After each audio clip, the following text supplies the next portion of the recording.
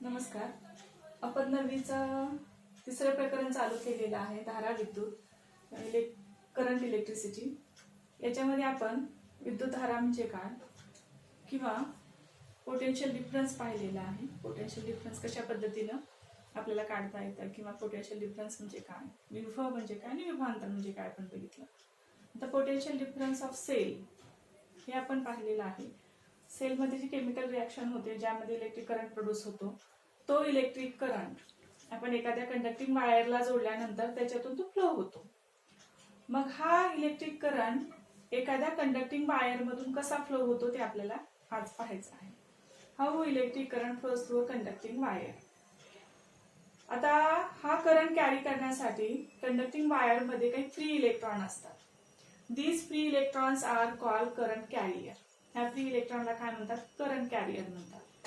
Then what are free electrons? आधी आपण free electron म्हणजे काय बघू.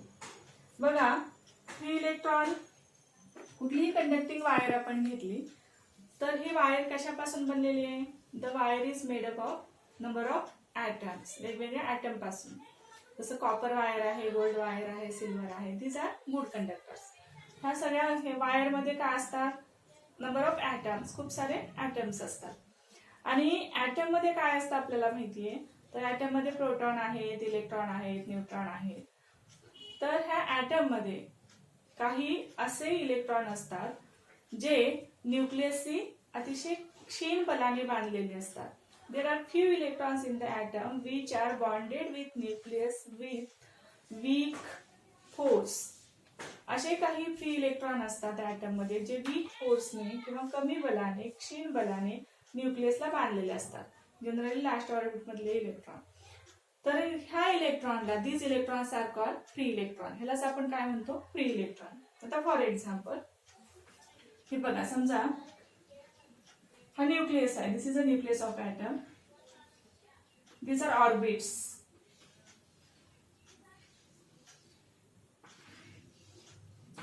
आणि हे आपण काही त्याच्यामधले काय घेतले? फ्री इलेक्ट्रॉन घेतले. These are some free electrons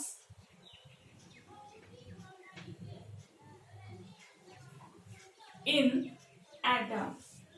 हे काय आहे? These are free electrons.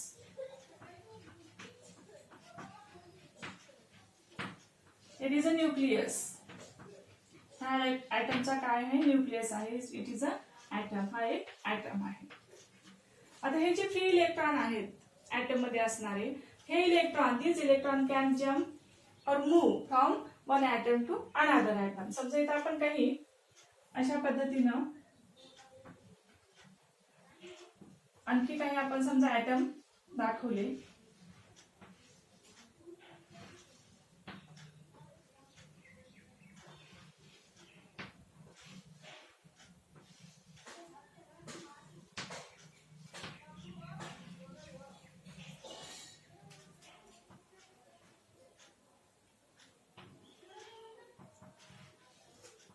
आपण काही ॲटम दाखवूया आणि त्याच्यामधले हे काही फ्री इलेक्ट्रॉन बघा.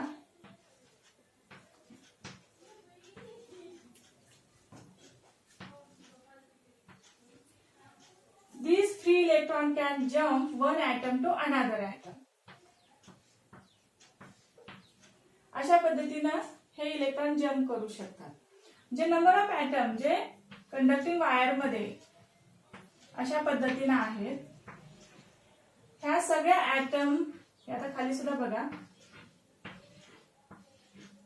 हे कंडक्टिंग वायर आपण कन्सिडर केली आणि ह्या वायर मध्ये असणारे हे ॲटम आपण घेतले. तर हे फ्री इलेक्ट्रॉन जे आहेत, जे वीकली बॉन्डेड आहेत, हे इलेक्ट्रॉन काय होतात? They can jump one atom to another atom or orbit of one atom to another atom. अशा पद्धतीने ते जम्प करू शकतात. These electrons are known as free electron. या इलेक्ट्रॉनला आपण काय म्हणतो? फ्री इलेक्ट्रॉन म्हणतो. आता हे जे फ्री इलेक्ट्रॉन आहेत, हे इलेक्ट्रॉन करंट कॅरियर असतात. हेच इलेक्ट्रॉन करंट कॅरी करतात. कसा करंट कॅरी करतात?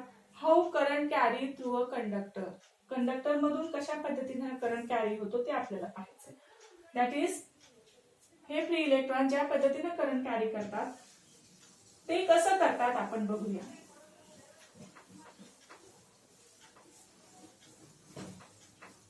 Current through a conducting wire.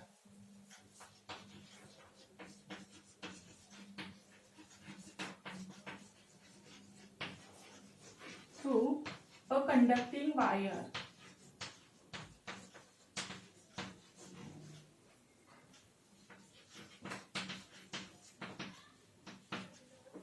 आता त्यासाठी नाही आपण एक वायर कन्सिडर करू. ह्या वायर मध्ये खूप सारे फ्री इलेक्ट्रॉन आहेत. एक वायर आपण घेतली, मॅग्निफाय करून आपण दाखवतो. एवढी मोठी नाहीये पण तिला जर मॅग्निफाय आपण केलं तर मोठी दिसेल. त्याच्यामध्ये काही फ्री इलेक्ट्रॉन आपण डिनोट करू. These electrons are in random motion in the wire. Wire मध्ये हे इलेक्ट्रॉन रॅन्डम मोशन मध्ये असतात, म्हणजे कुणीकडून कुणीकडे येते स्वैरपणे फिरू शकतात.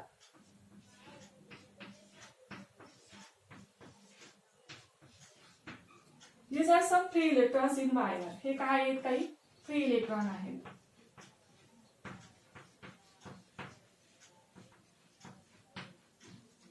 आता हे इलेक्ट्रॉन कसे आहेत? रॅन्डम मोशन मध्ये आहेत.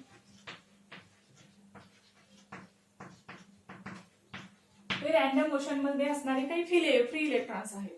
आता समजा ही वायर जर आपण एखाद्या सेलला कनेक्ट केली, सेल काय करतं?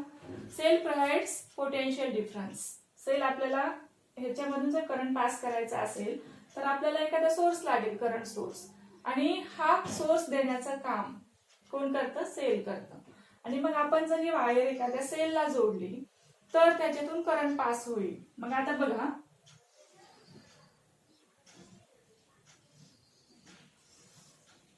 समजा पुन्हा हे कनेक्टिंग वायरच आहेत, कंडक्टिंग मटेरियल आहे. ते एका सेलला आपण ड्राय सेल घेऊ आणि त्याला अशा पद्धतीने कनेक्ट केली. हे पॉझिटिव्ह आणि निगेटिव्ह एंड. तर ह्याच्यामध्ये आता सेलचं काम काय आहे? एकतर पोटेन्शियल डिफरन्स प्रोव्हाइड करणं आणि दुसरं म्हणजे इलेक्ट्रोमोटिव्ह फोर्स ते प्रोव्हाइड करतं. इलेक्ट्रोमोटिव्ह फोर्स, विद्युत चल बल. याच्यामुळे काय होतं? तर हे जे इलेक्ट्रॉन आहेत हे एका लाईन मध्ये सेट होतात. जे रॅन्डम मोशन मध्ये असतात ते एका लाईन मध्ये सेट होतात, किंवा एक असा फोर्स अप्लाय केला जातो ज्यामुळे हे इलेक्ट्रॉन एका लाईन मध्ये अशा पद्धतीने काय होतात? सेट होतात.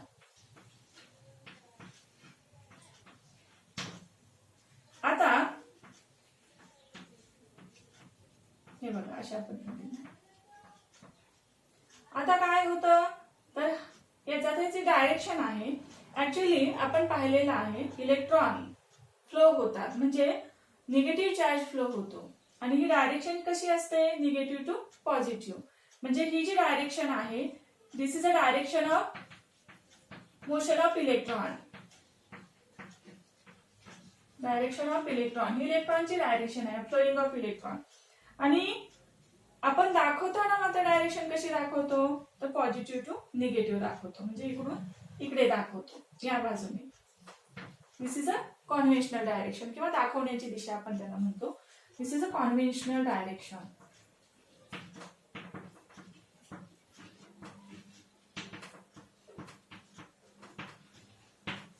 हे कधी?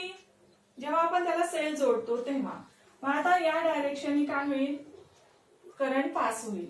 आता करंट पास करतो म्हणजे आपण काय करतो?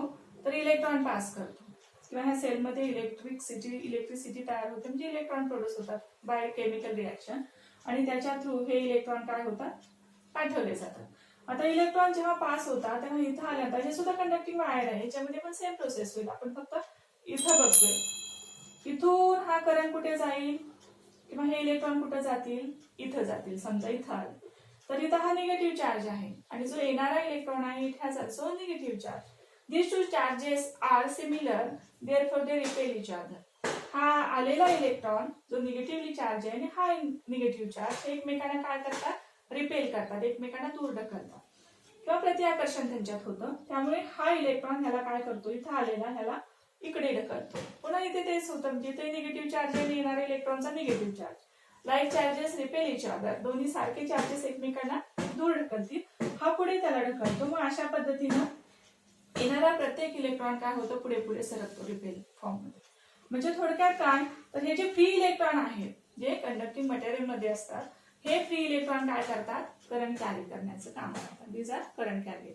अशा पद्धतीनं एखाद्या कंडक्टिंग वायर मधून करंट पास होतो किंवा फ्लो होतो आणि हे फ्री इलेक्ट्रॉन अशा पद्धतीने करंट पास करतात.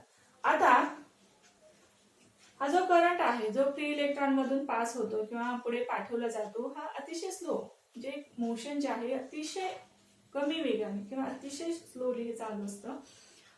पण जे ऍव्हरेज आहे ते ऍव्हरेज जर आपण काढली तर एका विशिष्ट पद्धतीने हा करंट पुढे पुढे काय होतो, पास होतो. हे झालं current passing through a conducting wire. आता हा जो करंट आहे जो कंडक्टिंग वायर मधून पास आपण करत आहोत, हा करंट म्हणजे नेमकं काय आहे. करंट पास होतो म्हणजे चार्ज पास होतो. तर हा करंट आपल्याला काढायचा आहे. करंट काय आहे, तर आता आपण करंट बघू. What is a current. आपल्याला माहिती आहे current is a flow of electron. Current म्हणजे काय, फ्लो ऑफ इलेक्ट्रॉन आहे. What is a electric current, त्याची डेफिनेशन आणि फॉर्म्युला आपण बघू.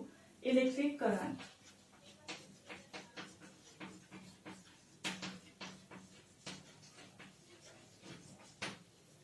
Electric current is flowing of electrons. हे तर आपल्याला माहिती आहे. पण हा जो इलेक्ट्रिक करंट आहे जो चार्ज फ्लो होतो याच्यावर डिपेंड आहे. म्हणजे electric current depends upon charge which flow in a conducting wire. ह्या चार्जवर डिपेंड आहेच आहे. पण आणखी कशावर डिपेंड आहे, it is also depends upon time period. आता ह्या दोन्हीवरच नाही तर क्रॉस सेक्शनल एरिया सुद्धा इम्पॉर्टंट आहे करंट फ्लो होण्यासाठी. तर क्रॉस सेक्शनल एरिया कशाला म्हणायचं, समजा एक कंडक्टिंग वायर आहे, त्याला जर आपण कट केलं, ही वायर कट केली तर हा जो एरिया मिळतो क्रॉस केल्यानंतर, कट केल्यानंतर हा जो एरिया त्याला क्रॉस सेक्शनल एरिया म्हणतात. हा एरिया जेवढा मोठा असेल तेवढा जास्त करंट किंवा जास्त चार्ज फ्लो होईल. जेवढा लहान असेल तेवढा करंट सुद्धा कमी फ्लो होईल. म्हणजे current passes through a conducting wire with definite cross-sectional area and unit time is called electric current. एखाद्या विशिष्ट क्रॉस सेक्शन एरिया मधून किती चार्ज किती वेळेत पाठवला जातो यावर इलेक्ट्रिक करंट डिपेंड असतो. एखाद्या क्रॉस सेक्शन एरिया मधून किती वेळेत किती चार्ज पाठवला जातो, how many charge passes through a specific cross sectional area in unit time is called electric current. Then how can we write the formula for electric current? Current is denoted by I. I is equal to, if I is the electric current, Q is a charge and T is a time. Then we get I is equal to Q upon T. This is a electric current. Q is a charge, T is a time period or unit time. Then how can we determine the unit for electric current? SI unit आपण determine करू. SI unit बघा कशा कशाचं करंटचं unit म्हणजे कशा कशाचं unit घ्यावं लागेल, युनिट ऑफ चार्ज आणि unit of time. SI unit of charge divided by SI unit of time. चार्जचं SI युनिट आपण पाहिलेलं आहे तिचं कुलोम डिवाइडेड बाय टाइमचं SI युनिट आहे second. We get the SI unit for current is coulomb upon second, which is known as ampere. यालाच काय म्हटलं जातं, एम्पियर असं म्हटलं जातं. It is denoted by A. That is SI unit of electric current is ampere. हे SI unit काय electric करंटचं एम्पियर आहे. Then what is 1 ampere? 1 ampere म्हणजे 1 कुलम भागिले 1 सेकंद. काय 1 ampere is equal to 1 coulomb upon 1 second. अशा पद्धतीने आपण 1 एम्पियरचं डेफिनेशन सुद्धा या फॉर्म्युलेच्या थ्रू सांगू शकतो. काय सांगता येईल डेफिनेशन 1 एम्पियरची? If 1 coulomb of charge passes in specific cross section in 1 second, then the current is 1 ampere. जर 1 कुलम एवढा चार्ज एका सेकंदात एखाद्या काचेच्या क्षेत्रफळातून जात असेल तर त्या वायर मधून किंवा त्या वाहकामधून वाहणारा करंट किंवा विद्युत धारा किती असते, 1 एम्पियर एवढी असते. आता 1 कुलम किंवा 1 सेकंद, 1 कुलम याच्यावर जो प्रभार आहे किंवा एखादा निगेटिव्ह चार्ज जो आहे, एक निगेटिव्ह चार्ज त्याच्यामध्ये जो आपण कुलम मध्ये मोजतो, तर हा प्रभार साधारणपणे किती असतो, तर एका इलेक्ट्रॉनवर साधारणपणे किती कुलम चार्ज असतो बघा, इट इज 1.6 into 10⁻⁻19 कुलोम. एका इलेक्ट्रॉनवर असणारा चार्ज किती कुलोम असतो? 1.6 into 10⁻⁻19 कुलोम एवढा असतो. अशा पद्धतीने आपण इलेक्ट्रिक करंट सुद्धा काढू शकतो in the form of charge सुद्धा. आता याच्यावर आधारित एक उदाहरणही सोडवायचंय. हे तर युनिट आहेच, पण काही लहान मोठी युनिट सुद्धा आहेत. जसं आपण व्होल्ट साठी काही लहान मोठी युनिट पाहिले होते, स्मॉल स्केल आणि लार्ज स्केल. तसं आपण करंट साठी सुद्धा स्मॉल आणि लार्ज स्केल युनिट पाहू शकतो. बघा,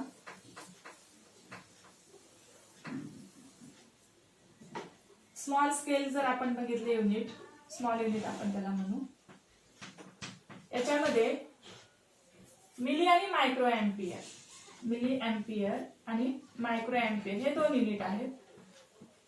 तर 1 milli ampere is equal to 10⁻³ ampere आणि 1 micro ampere is equal to 10⁻⁶ ampere. आणि लार्ज जर युनिट पाहिजे असतील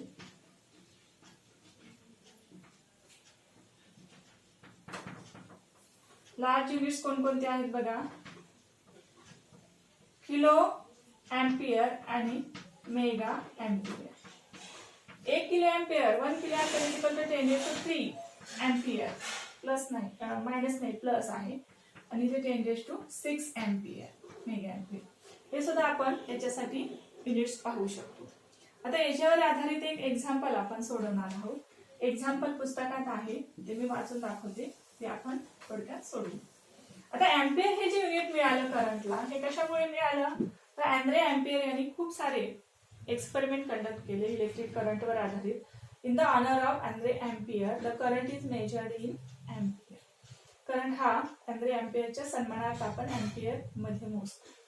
तर एक उदाहरण बघू आपण.